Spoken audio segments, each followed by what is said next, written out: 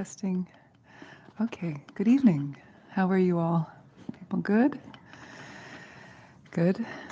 Hi, welcome. So, tonight I thought what we would do, because it's solstice time, winter solstice, of course, more tomorrow, I guess, but on the eve, or sometimes it takes place over a couple days, right? So, I thought what we do is after we do our opening prayer and we do some yoga. Simple, don't worry, it won't be overly complicated yoga. We'll do some joint mobilization exercises to prepare us for a sit. We'll also do some pranayama, some Tibetan yoga style breath work, and then we'll sit. And during the actual sit, where you don't have to see very well, I'll have us turn off the lights and we'll have the candles and we'll do a candlelight sit to honor the darkness and the coming of the light, which is so common at this time of year. So my name is Chandra. For those of you who are new, how many people are here at the Alembic for the first time? Yeah, great, welcome. So yeah, this is a fun place to be. When I first started coming to Berkeley looking for a home to move my family to back in the early 2000s, I used to come here and take Ashtanga classes in the morning when it was called Seventh Heaven. How many people, anybody come here when it was Seventh Heaven? Yeah, you did too? Yeah. It's, yeah. It's had a couple incarnations, but this is a good one, I think. And I'm happy to be a part of it. I've been teaching Dharma for about 20 years, and it's my passion. I love teaching meditation and philosophy, Buddhist philosophy, nature of mind. And so the premise of this class in general is providing different doorways into the experience of releasing into presence. Right? So that's what the class is called. We'll come in through the doorway of the body, through gentle movement, breath work, the doorway of chanting in the heart through devotion. Sometimes we'll do more kirtan or just more chanting a cappella in general. We'll do a little bit of that tonight, but I also have some friends and musicians who will join me here from time to time for more devotional practice. And then also the doorway of the mind through meditation and philosophy, Buddhist thought. That's really my wheelhouse, or my background is within the Tibetan Buddhist tradition. But I love all of the traditions, also other philosophies and lineages, so I try to be as open-minded and integrative as possible. I taught yoga for about 20 years as well. I eased out of teaching yoga, actually March of 2020, which seemed to be convenient because everything was shutting down. I think, Lolo, you might have been in my last course, one of those last ones. I taught shadow yoga for about 10 years, and before that, vinyasa and yin yoga. But I bring some of that work into my classes. So what I'd like to do is, at the beginning of every class, we will do a prayer that's at the top of your sheet. It's from one of the famous hymns to the goddess in the Hindu tradition, called the Devi Mahatmya. And this is a particular shloka or stanza that is found in the 12th. It's the 12th stanza of the longer Devi Mahatmya, which is essentially a song or a hymn that praises the goddess in her many forms. And this particular one is focusing on the goddess as Narayani, which you could understand as like the goddess who helps all beings, the goddess who helps to save beings from suffering. And she's very much associated with the Buddhist goddess named Tara, who's my primary deity that I practice, my Ishta Devata, my tutelary deity, they call. So when I learned this from one of my Hindu teachers, I thought, okay, and the melody is so beautiful. So it's like our theme song for this class. So you'll learn it. If you come back again and again, You'll learn it. Maybe even you'll learn it by heart. I know many of you have started or already done that. And so there is a word-for-word translation, so I won't spend too much time unpacking that. From time to time, I will devote more time to that, but not every single class. So you can read the English translation in your own time. But for now, I'll give you the first line and you'll repeat after me so you can practice the pronunciation. And then I'll do the next line and you'll repeat, the next line, repeat, the next line, repeat. And then we'll repeat it 21 times. Okay? So that will be the way that you start to bring it into your body and learn it by heart. Okay, let's take a few breaths to settle in.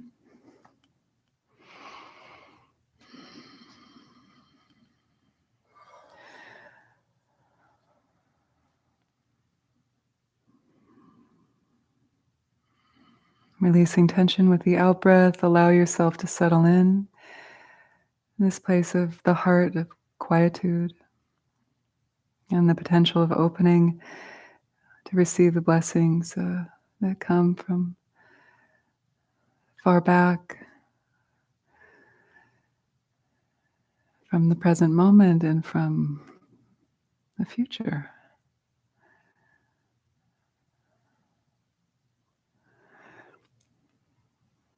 And then feel free to open your eyes if you wish to look at the sheet and repeat after me.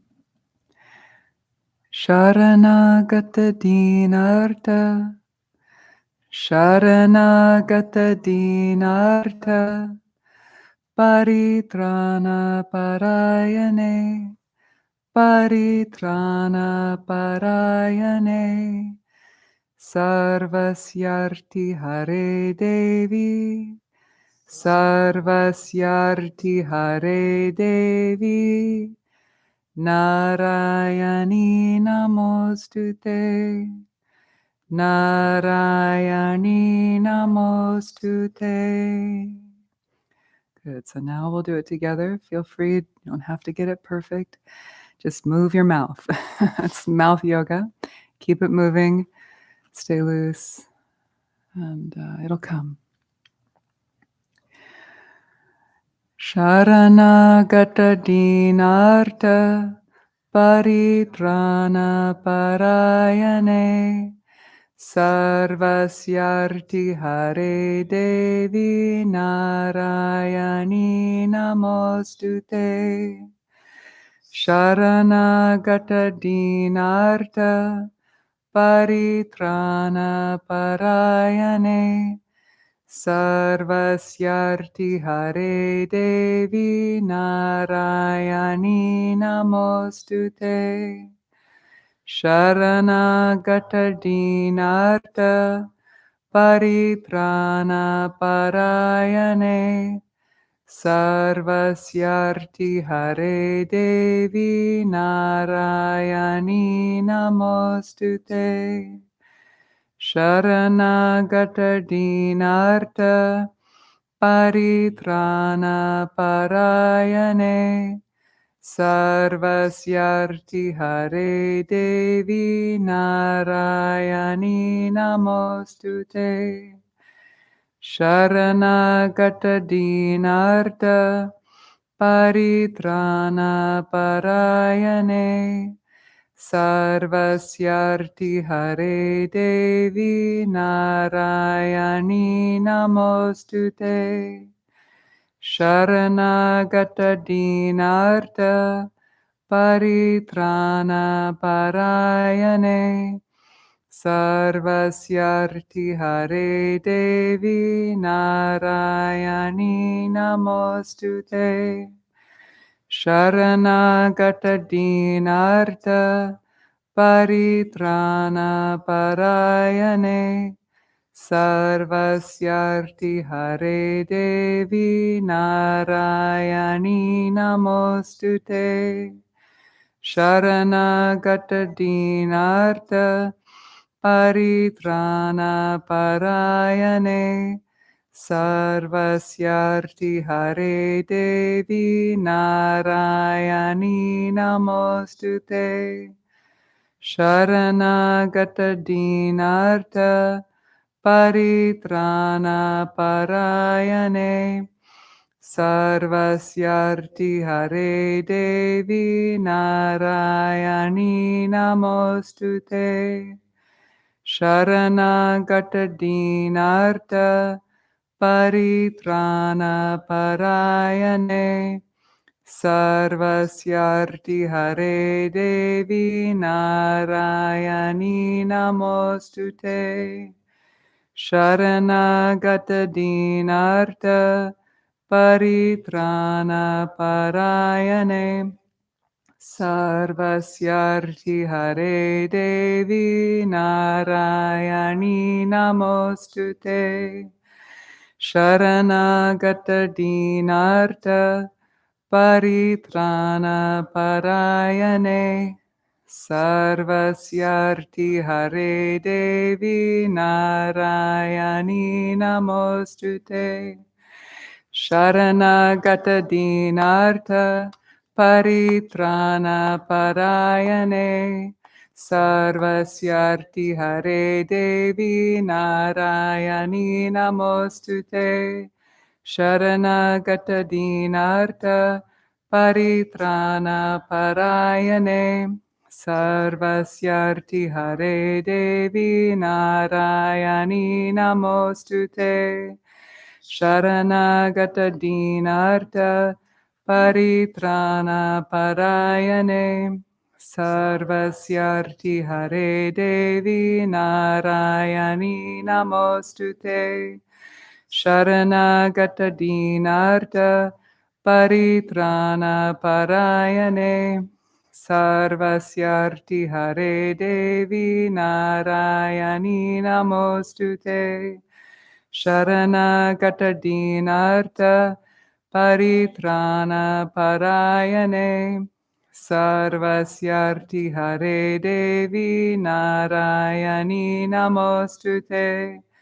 Sharanagata dinartha paritrana parayane sarvasyarti hare devi narayani namostute. Sharanagata dinartha paritrana parayane sarvasyarti hare devi narayani namostute. Sharanagata dinartha paritrana parayane sarvasyarti hare devi narayani namostute. Sharanagata dinartha paritrana parayane sarvasyarti hare devi narayani namostute. Sharanagata dinartha paritrana parayane sarvasyarti hare devi narayani namostute.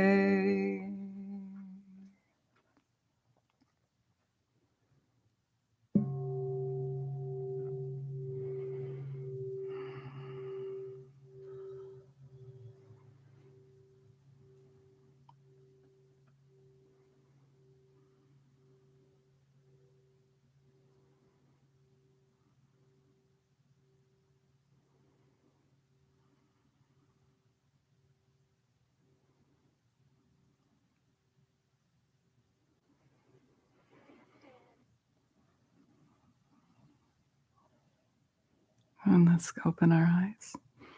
Would you like to learn how to count on your fingers? Maybe some of you already know how. There are different ways. But if you don't have a mala, right, a rosary to count on, you can do it with your digits. I'll just tell you quickly. I can refresh in the following classes too. So the thumb is what keeps track, okay? So what I just did counts to 10. This is also a form of concentration, right? Just like the chanting, just like the yoga and the meditation. So the thumb, you can use your left hand to begin. The thumb begins with the ring finger, the second joint, the space between the two joints, right? So that's 1. And as is customary in India, you always travel from bottom to top. It's more auspicious to go up towards the heavens rather than down towards the hells. So you're working your way up the fingers. So you start at the middle joint digit there. Let's say there are 3 digits, right? Bottom, middle, and top, okay? So you start at the middle, 1. You go to the top, 2. Then you start at the pinky, bottom, 3, middle, 4, top, 5. So that's 5. Then you work your way across like a rainbow, the top. 6, 7. But because we have to work our way from the bottom to the top on our last finger, we start at the bottom. 8 is the bottom digit of the index. Middle is 9. Top is 10. One more time. You start at the second digit, the middle digit of the ring finger. The thumb, that's 1. Work your way up, 2. Bottom of the pinky, 3. Middle, 4. Top, 5. Then across like a rainbow. 6, 7. But you go to the bottom for the index. 8. Middle, 9. Top, 10. Got it? I'll do it one more time. 3's a charm. You know where to start? 1. Go up. 2. Bottom of the pinky. 3. Middle. 4. Top. 5. Top of the ring. 6. Top of the middle. 7. Bottom of the index. 8. Middle. 9. Top. 10. So we did that twice and then added 1. That made 21. That's how I keep count. So don't worry, I'm not a drunk driver here. I'm keeping count. And then if you're really doing lots of japa, it's called mantra recitation, you can keep track of how many 10s you do with the right hand. So you do the same thing, but with the right. So say you've done 1 round of 10, you count that on the left hand. So you count 1 on the right. You do a second round of 10 with the left, you count 2 on the right. You do a third round of 10 with the left, you count bottom. It's the same thing, it's just the other hand. So that's how you can go up to 100, 108. Yeah, and then you can crack your knuckles, loosen it up. So I thought that'd be fun to share because I do that every time, but I wonder, maybe you've wondered, how is she keeping count? Of course, if you have a mala, that's a little simpler. Okay, so now let's do some seated warm-ups before we do our sit. So as you are, I like to move my cushion because I like to be more flat if I can. You're going to sit in a cross-legged position. So whatever's comfortable for you.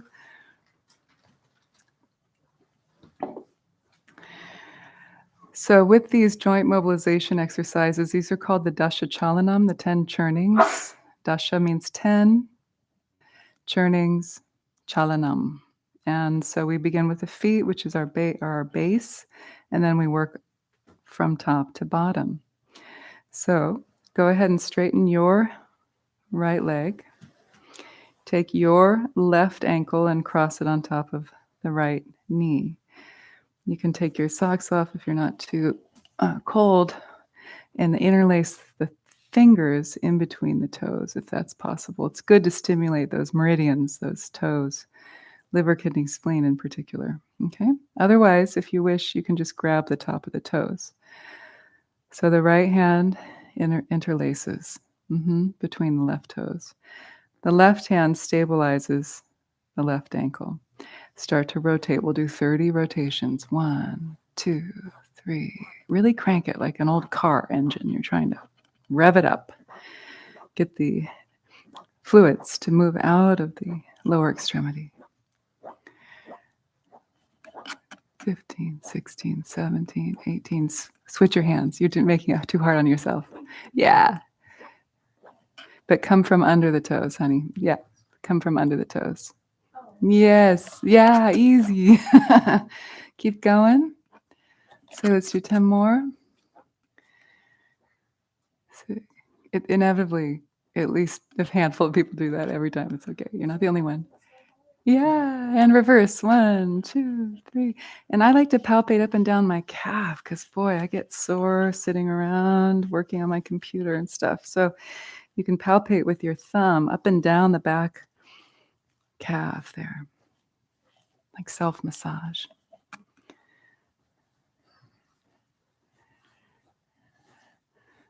Good. 25, 26, 27, 28, 29, 30. Good. Switch. Straighten that. Bend the other right ankle on top of the left thigh. Left fingers interlace from behind the right toes. Yeah. Right hand stabilizes the ankle and crank it. 1, 2, 3, 4, 5, 6, 8, 9, and palpate. 15, 16, 17, 18, 19, 20, 21, 22, 23, 25, 26, 27, 28, 29, 30, and reverse. 1, 2, 3, 5, 6, 7, 8, 9, 10, 11, 12, 13, 14, 15, 17, 18, 19, 20, 24, 25, 26, 27, 28, 29, 30. Good. Straighten the other leg and shake it out. Okay. Now take a comfortable cross-legged position. If lotus comes easy, go ahead and take it. Otherwise, just take a cross-legged style as you wish. Be safe with the knees. Okay, so now we're working from top to bottom. Hands on the thighs, or if you have the feet in lotus, grab a hold of the tops of the feet. Okay. With the exhalation, release the chin to the chest and then move to the right, circling 1, up and around, 2, 3, 4, 5, 6, 7, 8.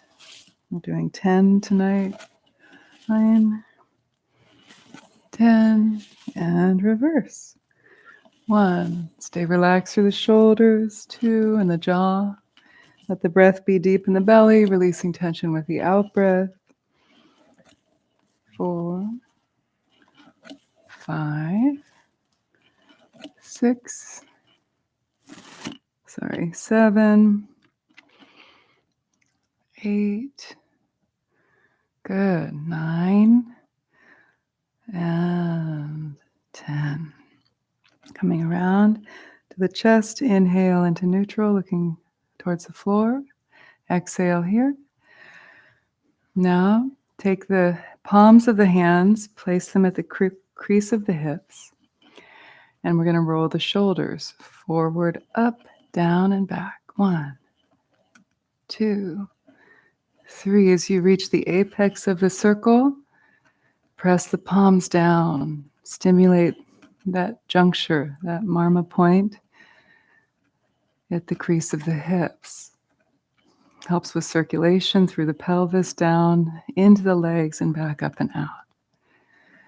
7, 8, 9, 10, and reverse. 1, 2, 3. If you can, bring your palms flat and the fingers pointing towards the middle line, the middle groin. Keep going, don't stop. Let's say 6, 7, 8, 9, and 10. Good. Interlace the fingers in front of the face, relax the shoulders, and start to rotate the wrists. 1, 2, 3, 4, 5, 6, 7, 8, 9, 10. Reverse. 1, 2. You're kind of double timing it if you can. If you have sensitive wrists, you can go slower. 6, 7. Don't let tension build in the shoulders. 9 and 10. Now release the hands. Now you can do little helicopter arms spiraling through the spine. The front hand taps the shoulder juncture, right where it reaches, connects with the chest. The back hand touches the kidney region, the lower rib cage. Let the head and neck turn with the spine. You're squeezing out toxins that can gather in between the vertebrae and the discs and the tissues, the paraspinal tissues. Keep the breath natural. Good. Don't hold the neck static, okay? Let the head move with the spine. Yes. That's better. Good. Let's do a few more rounds. Last time to your right and last time to your left. Then bring the hands to the knees. Circle the navel. 1, 2, 3, 4, 5, 6, 7, 8, 9, and 10. Reverse. 1, 2, 3, 4, 5, 6, 7, 8, 9, 10. Coming to the center. Exhale.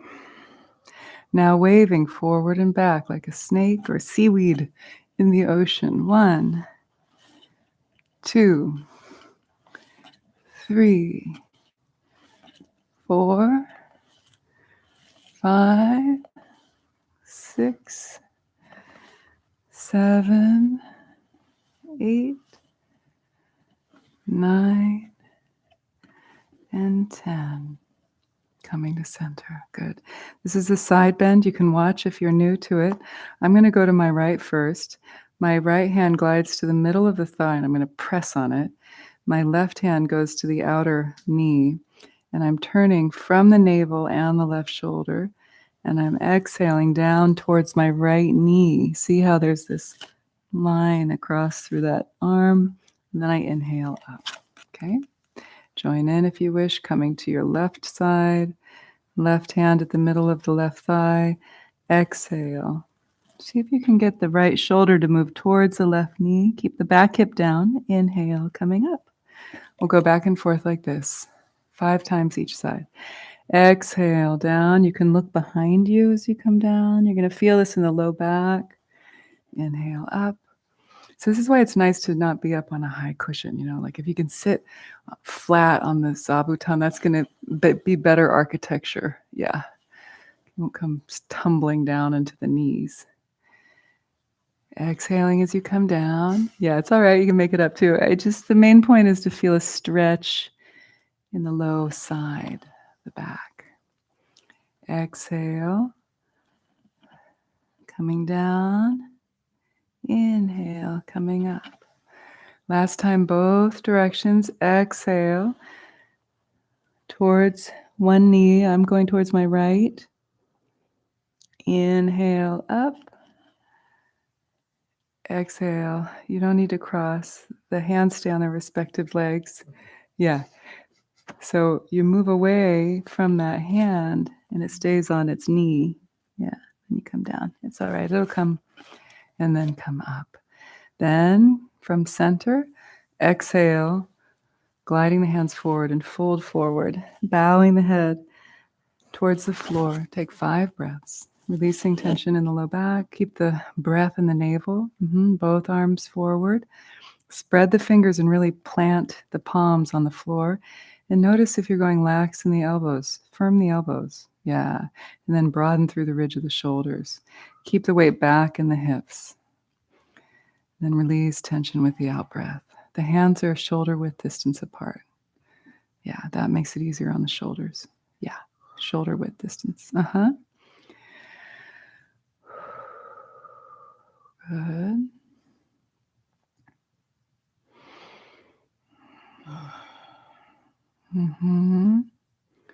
Last breath here, inhaling into any areas of tension. Exhale, see if you can find some more space. Let go, holding. And then when you're ready, inhale, slowly come up. Do one little core strengthening here. So whether you're in it's usually easier if you're in lotus, but not all of us can't be in lotus. Another option is just having the feet uncrossed like this. I'll show you this version first. You're going to put your hands down. Thumbs are pointing forward. Yeah? And you're going to balance. Lift your hips off the floor. Look up and engage the core. And you're going to take 5 breaths here. If you can do lotus, then you're going to bring everything off the floor, your feet and your hips. Either way, coming up and taking 5 full breaths. This will build the heat during the winter months. The elbows should be straight or straightish, and the navel is engaged. It's a little harder when you're on the cushion. It's actually easier on the wood floor. And come down. Okay, you feel a little warm? Yeah, you might want to shake it out. Okay. So now we're going to do some pranayama before we sit, and we'll turn off the lights. Okay. So we learned this one last time, and I'll do this probably for the next month or so. No class next week. I forgot to announce at the beginning because it's the holiday. So the first Tuesday of January, we'll come back. Okay. And then in January, I will repeat the sequence of the breathing that you're about to learn now, so you'll learn it. This is called the 9 purification breaths, or expulsion of the 9, the stale wind in the body. And normally it's done first thing in the morning. But because the class is in the evening, you can really just do it at any time. It helps to freshen the body and prepare the mind, clear the mind for meditation. So staying in your cross-legged position, you can also do this in a chair. Either way is fine. So follow me. We'll do the movements first. When you're ready, exhale completely. And then inhale, raising the arms overhead. You can watch me as we do it. Exhale, lower the arms as you lower heaven to earth. Bring heaven to earth. And then make what's called the Vajra fist, placing the tips of the thumbs at the root of the ring finger. Then curl the fingers slightly around the thumb. The pinky and the index are kind of shooting out. This is called Vajra fist. Yeah, good. Then you take the back of the palm, this part of the hand, like we did before, but we press the back of the palm at that crease of the hips and straighten. If you want to get up on a cushion, it might be good to do that. If your hips are, if the knees are tight, you can get up on a cushion. Yeah. So then straighten through the elbows as much as possible. Let the shoulders come up around the ears. Now, if that's not going to happen, that's okay. You can bend the elbows, or you can keep the elbows straight, but glide the hands down towards the knees. That's another option for folks. Sometimes our proportions make this a challenging shape. Like if you have a shorter torso and long arms, it might be hard to straighten the elbows. So you can also do it like that. Okay, let's try that again. Exhale. As you inhale, raise the arms overhead. Exhale, bring heaven to earth. Vajra fist, place the back of the hands and straighten through the elbows as much as you can. Exhale here. One more time. Place the hands on the thighs. Exhale. Inhale, raise the arms overhead. Extend through the spine. Then exhale, heaven to earth. Make your Vajra fists. Place the back of the hands at the crease of the hips. Straighten. Now we'll add to it. Take your left arm, raise it out to the side. I'll mirror you this time. Your left arm. Then bend the elbow, circle the wrist once, place the index finger on the left nostril, exhale through the right. As you empty, bring that hand back down to the crease of the hip. Inhale the right arm out to the side, bend the elbow, circle the wrist once, place the index, exhale through the left. As you empty, again, bring the hand down. We do this 2 more times, 3 times each side total. Inhaling, circle, place, exhale. And as you exhale, imagine, feel that the lungs are cleansed of air, of stagnant wind. Release. Other side. Inhale. Imagine that you're breathing in rainbow light. Circle and place. Exhale. The gaze can be looking at me while you're learning, but eventually you'll gaze at a comfortable angle towards the floor. Release. Down. Inhale. Last round. Rainbow light fills the body. Place. Exhale. Completely cleansing the body of stagnant breath. And again, other side. Inhale. Good. One circle. Place. Exhale.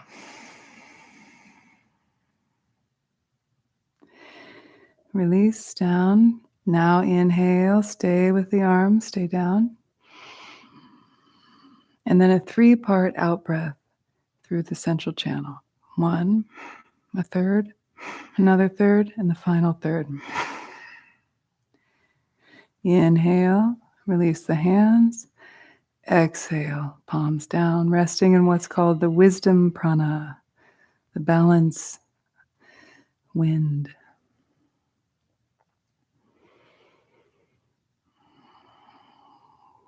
So we'll do it again, but before we do it again, I want to explain that last breath because it's a ninefold purification breath. So we do 3 times alternating left and right. That makes 6. Then we don't do 3 full in the middle. We actually just take 1 deep breath and then we exhale 3 parts, cleansing the central channel. So we're cleansing the alternate channels with the arms as we're moving. With that final one, we exhale a third, another third, and another third. And that last expulsion, you have a little push at the navel, back towards the spine to push out the air completely, okay? So let's do it again. And then we'll glide right into meditation. When you're ready, exhale completely. Hands resting on the thighs. Then inhale, raise the arms overhead. This is your chance to really lift the torso up out of the pelvis. And then exhale, bringing heaven to earth. Vajra fists. Place the back of the hands to the crease of the hips. Straighten as much as possible. Inhale, the right arm out to the side. Breathing in rainbow light. I meant the left arm. I'm sorry. Exhale through the right.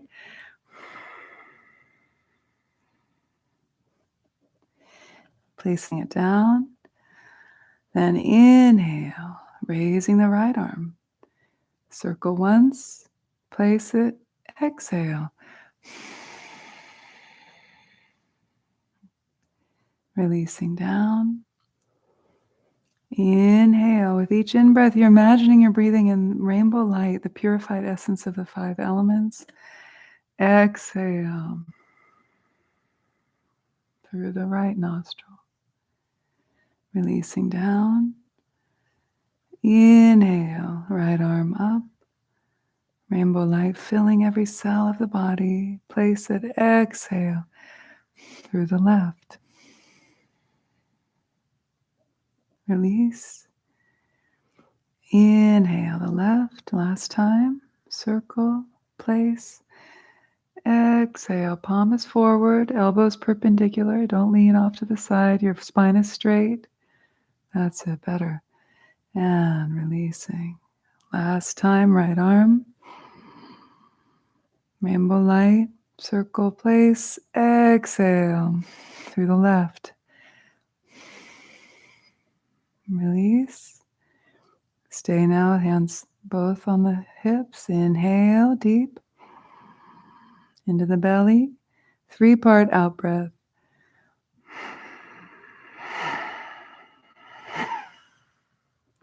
Then inhale, release the hands.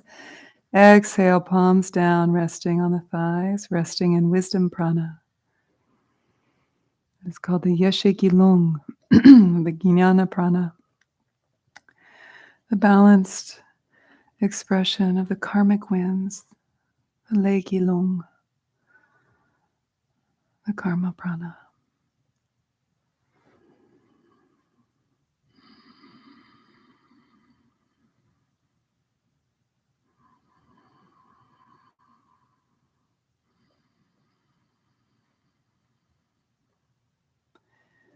Good. So now let the breath ease into a natural flow as we shift into our meditation practice. If you need to make an adjustment, feel free to do that. I'm going to get up on my chair. We're going to also turn out the lights for our solstice sit. So feel free to take a moment to make yourself comfortable, finding a position that you feel that you can hold with relative stillness throughout the duration of our sit.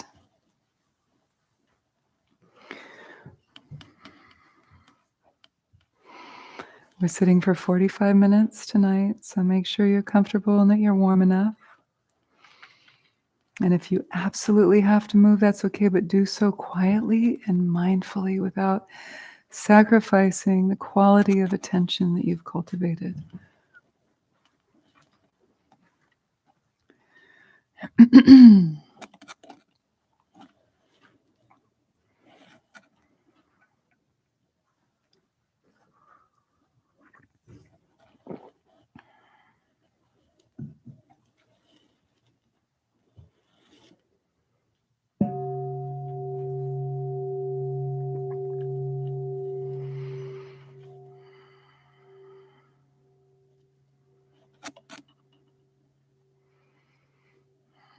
40 minutes sit.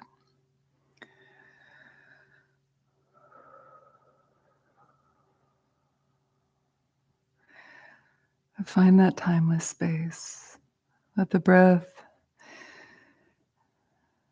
glide you into the moment in your body, releasing tension with each out-breath.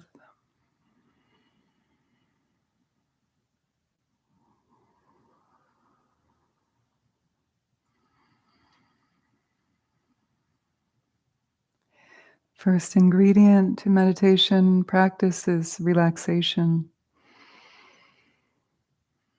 So notice if you're bringing any tension or forcefulness to the practice. Seek it out with the breath, then unravel it, release it with the out-breath.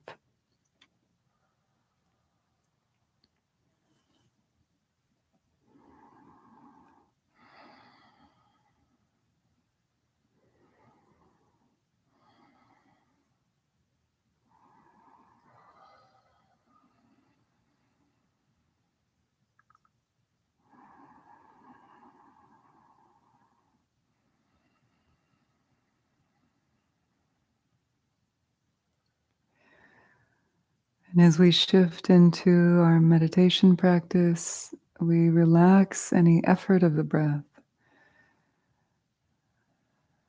Instead, shifting to the practice of mindfulness of the quality of the breath, whether it's long, short, shallow, or deep. So take the yoga hat off and put on your meditation hat, meaning no more fixing, no more pranayama. Let the breath, as much as possible, be at ease, natural, like a sleeping baby.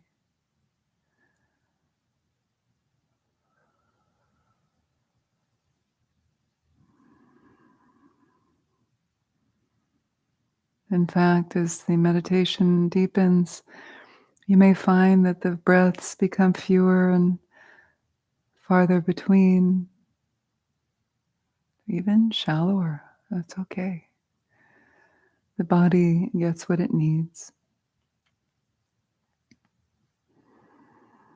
Most important thing is to be at ease within yourself.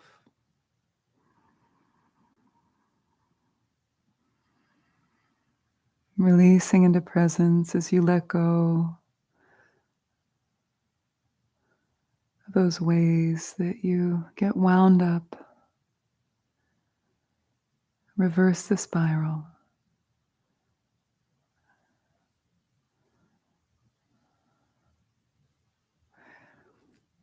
And settle the body in its natural state. In stillness, aligned with gravity, like a mountain.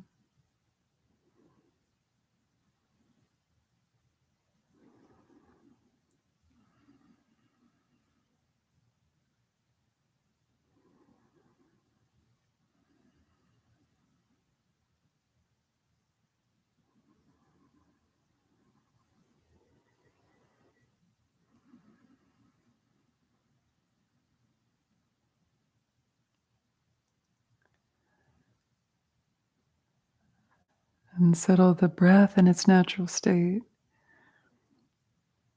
free of goals or ambition or control.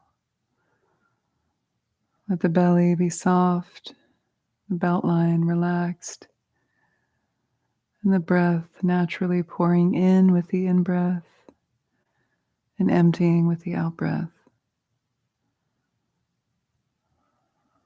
Feel as much as possible the whole breathing apparatus relaxed.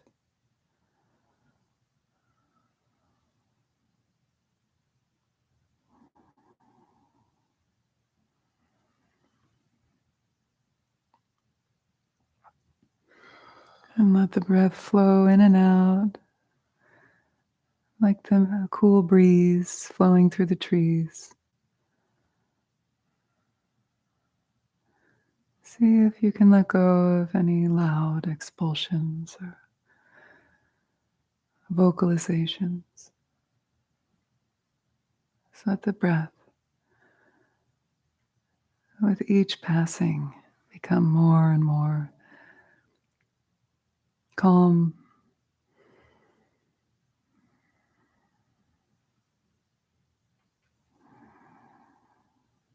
nourishing.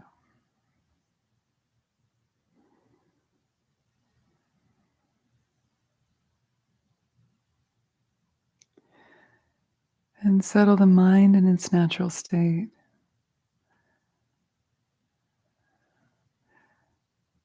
Instead of the ruminations of vikalpa, the conceptual ideation that turn and churn round and round, like a watermill, it's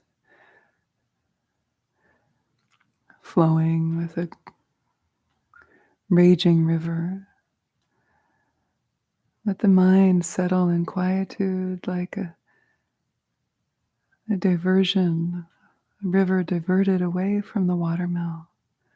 It becomes still and quiet, no longer churning and churning and churning. Slowly coming to stillness. When you notice the churning, when you notice the grasping or the distraction, no problem. Just notice the light touch. Release it. As if your attention were a little needle that pops this little bubble of thoughts. That thought just naturally dissolves back into the space from which it came, just like a bubble. No problem. And release into relaxation. And ride the natural flow of the breath in and out of the body as your anchor. The moment to moment attention of the breath. Releasing distraction with the out breath.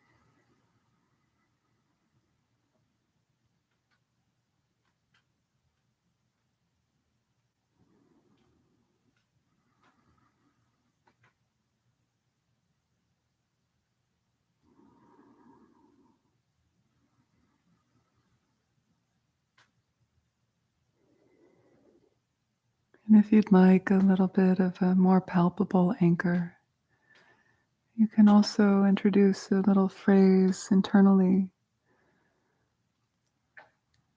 a gati as offered by the Buddha, a simple phrase of mindfulness to be recited internally as an anchor, soothing the field of the body. I breathe in, soothing the field of the body. I breathe out.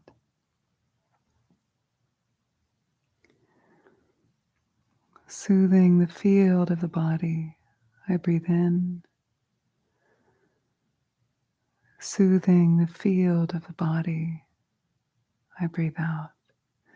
The field of the body is the field of tactile sensations within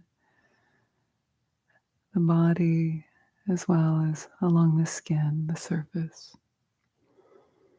You can simplify it to soothing body in, soothing body out as you wish. Releasing distraction with the out breath. Really commit to staying here now with yourself. Soothing the body in, soothing body out.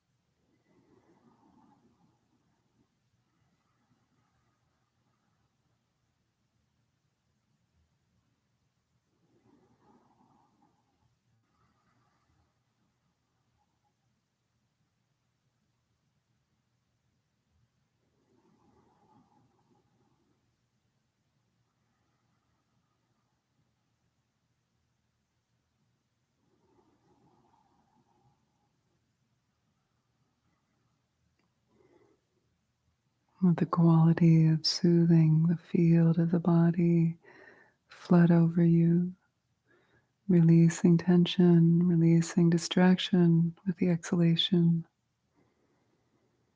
If the mind has become dull or sleepy, refresh. Sit up a little more straight. Take a deep breath. You can even open the eyes a little bit to allow some light in. And then soften back into the practice, soothing the field of the body. Breathe in. Soothing the field of the body. Breathe out.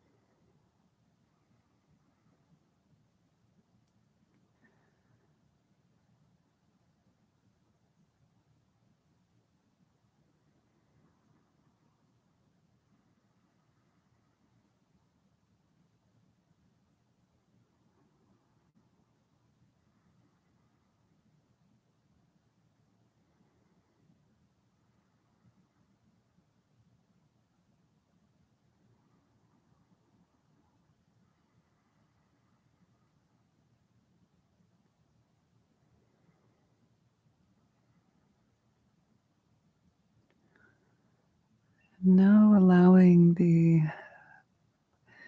breath to take the background in terms of your primary focus. And we'll shift now into taking the mind itself as the primary object of meditation. This practice is called settling the mind in its natural state. And we do it by gently opening the eyes, gazing at a comfortable angle towards the floor, softening the gaze, quality of lantern consciousness, diffuse awareness of the visual field without staring at any one thing in particular. Downward cast, relax the muscles behind the eyes without losing the quality of awareness. Dissolve the duality of meditation only existing inside and the world is outside.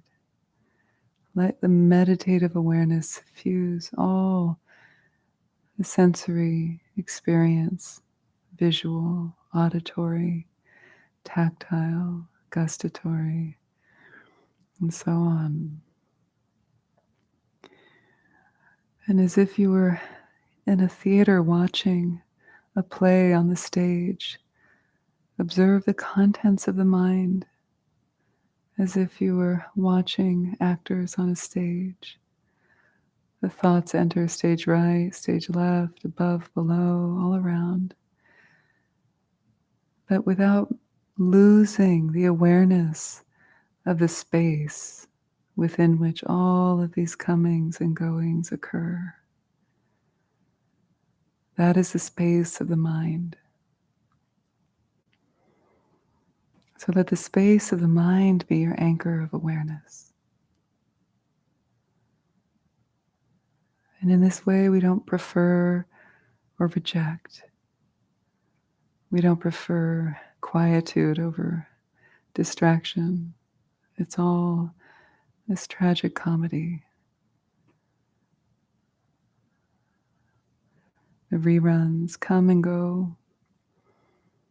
Release with the out-breath. Maintain that quality of stable awareness.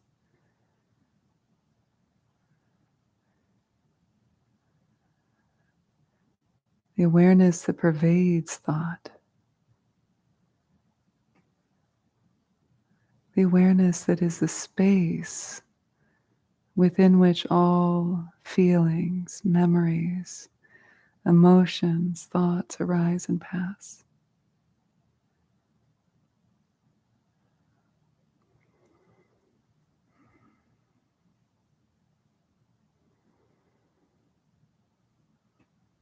And in that way, distraction or fatigue or tension isn't a problem. You just observe it, release the identification or the grasping with the out-breath, and re-stabilize that experience of the space of the mind.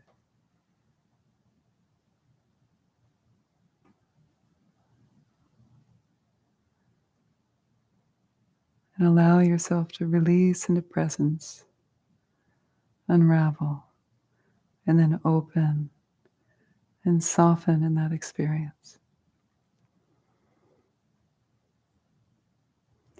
When in doubt, release and rest. Settle the mind in its natural state, free of grasping, free of distraction.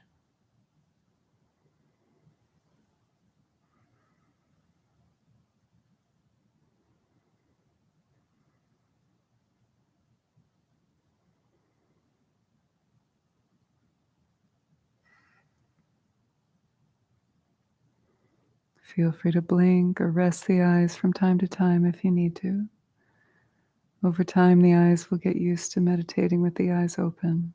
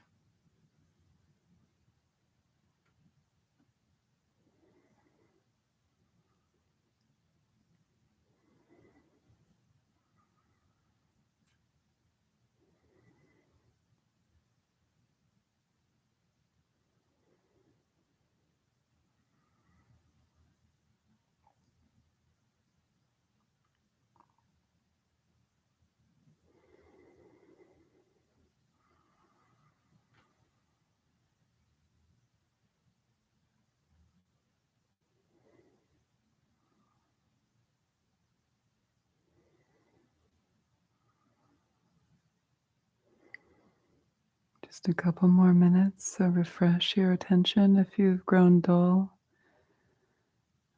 Turn up the internal brightness.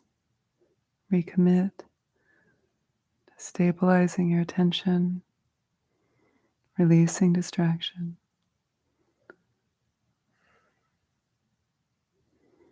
Stay. Release the habit of always fixing or numbing out. Stay present. Wakeful awareness.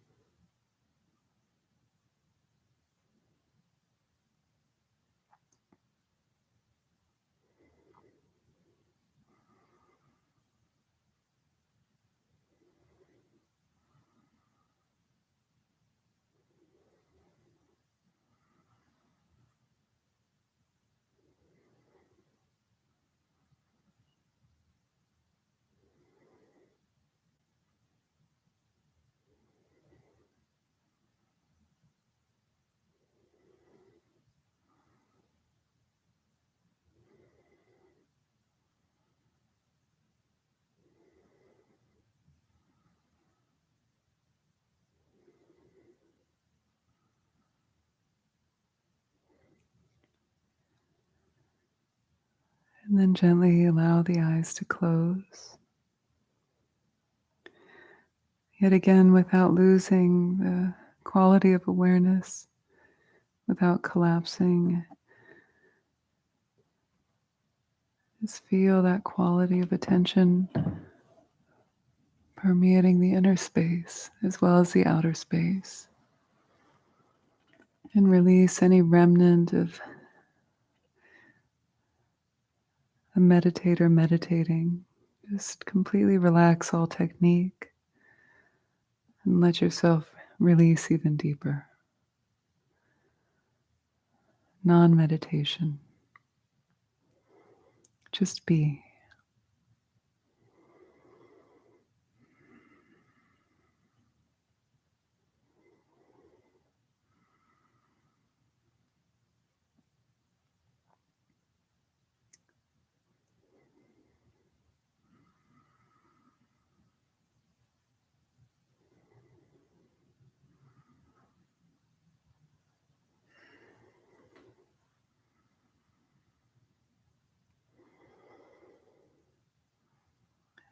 And we'll end with some mantra japa, some mantra recitation to Noble Tara, the female Buddha of compassion.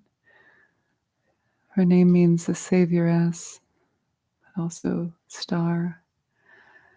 The mantra is simple. Om Namo Aryatara. Om is the universal sound of consciousness. Namo is to name, to honor. Arya means noble. Tara, her name. Om Namo Arya Tara. Can listen, we'll recite for a few minutes, not too long.